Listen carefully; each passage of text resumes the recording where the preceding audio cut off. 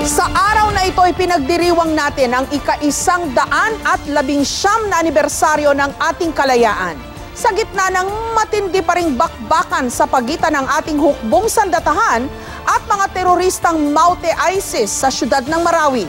Mahigit 200 na ang mga nasawi.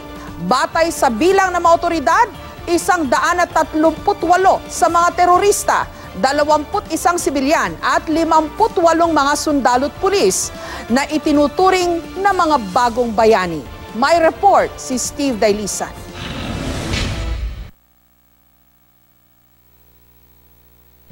Libo-libo ang naantig sa kwento ni Private First Class Dan Ryan Bayot, isa sa mga sundalong nagbuwis ng buhay sa pakikipaglaban sa mga terorista sa Marawi. Ikatlong araw noon ang bakbakan nang mapalibutan ng mga bandido ang grupo ni Bayot. Humingi raw siya ng reinforcement sa mga opisyal pero nahirapan ang kanyang mga kapwa sundalo na magbigay ng backup. Kung kahit saan ng mga kanya, katrupa niya ng mga sundalo, wala talagang reinforce kasi niya, sir, tulungan niyo kami, sir. Maraming kalaban. Namatay na sila ang mga kasama ko. Hanggang sa huling sandali, tinupad ni Bayot ang misyon na pulbusin ng mga bandido. Kaya ang kanyang sumunod na hiling, bombahin na lang ng militar ang kanyang lokasyon. Kahit pa ang ibig sabihin nito, kasama niyang mamamatay ang mga kalaban. Hero talaga ang kuya ko. Hindi yan natatakot kahit anong laban. Binuwis niyang buhay niya talaga para sa bayan. Sobrang nakaka-inspired ang kuya ko. Ang bulto-bultong pera namang nakuha sa mga pinagkutaan ng Maute sa Marawi ang iniwang legacy ni First Lieutenant John Frederick Sevillano. Siya ang namuno sa team na nakakuha sa halos 80 milyong piso. Ikakasal na sana si Sevillano sa susunod na taon. Pero nitong Biyernes, kabilang siya sa mga nalagas sa puwersa ng gobyerno matapos ang 14 na oras na bakbakan laban sa Maute. Ang pinakamadugo sa 21 araw ng bakbakan sa Marawi. Sobrang proud sila mama with what he has done. The fact na nakuha nila yung pera and every single cent was returned to and was surrendered. Sobrang proud sila mama. Ikakasal na rin si Private First Class Hener Tinangag. Pero hindi lang ang kanyang nobya ang kanyang naiwan, kundi pati ang kanyang 2 taong gulang na anak. Lagi niyang sinasabi yung papa, basta matulog kami bago siya matulog. Tapos pag gumigising siya, yun yung una niyang sinasabi. Bagaman hirap din ng pamilya ni Private First Class Eddie Cardona Jr. na tanggapin ang kanyang pagpanaw, ipinagmamalaki siya ng kanyang magulang. Dating namamasada ng pedicab si Cardona hanggang sa pumasok siya sa Philippine Marines. Dala ang pangako sa kanyang mga magulang na pag-ahon sa hirap.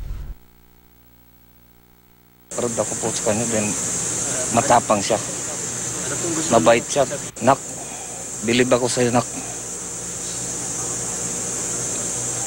Ikaw ang anak ko talaga na mahal kita. Hanggang po na yung niya, yung pagkamatay niya. Dahil pinaglaban niya yung bayan natin. Sina Sevillano at Cardona kasama sa 10 Marines na dinala sa kanilang headquarters. Ang 18 sa kanila, sinalubong mismo ni Pangulong Duterte sa Villamor Air Base sa Pasay kagabi. Ang 2 iba pa, nauna nang dinala sa Philippine Marines Headquarters noong Sabado. Nagpaabot ng pakikiramay ang Pangulo sa kanilang mga kaanak. Nagtungo rin siya sa libingan ng mga bayani, kung saan nakaburol naman ang mga nasawing miyembro ng Philippine Army. Ginawaran ng Military Merit Medal ang mga Marines bilang pagkilala sa kanilang kabayanihan. Pero paunang karangalan pa lang daw ito. This will be subject to upgrading of award based on the recommendation of their unit commanders.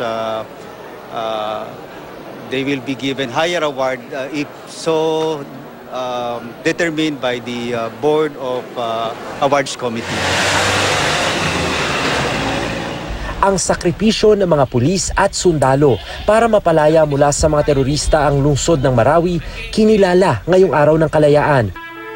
Alas 12 kanina, sabay na ipinalabas sa mga istasyon ng radyo at telebisyon ang pagsaludo sa kanilang kabayanihan. Ang pagpupugay na ito napanood ng mga sugatang sundalo na nasa Camp Evangelista sa Cagayan de Oro. Sa labas ng kampo, dahan-dahan namang inilagay sa half-mast ang watawat ng Pilipinas.